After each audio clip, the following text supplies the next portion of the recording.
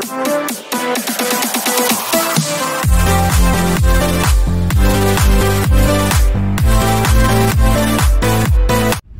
Bison mga kaibigan, ang pinakamaswerteng boxer ngayon ng Pilipinas.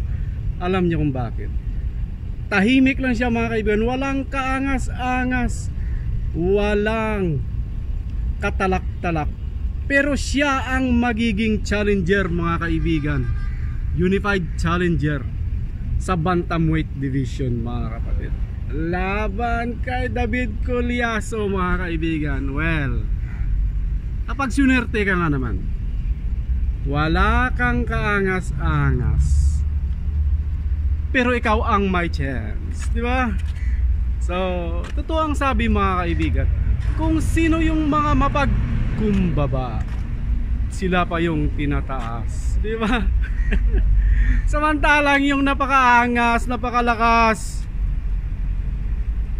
toner pa rin mga kaibigan. Toner pa rin ang kanyang laban. So abang-abangan pa rin natin yan. Pero congratulations kay Jason Bison and good luck. Sana masilat mo ang championship belt mga kaibigan. Thank you so much for watching.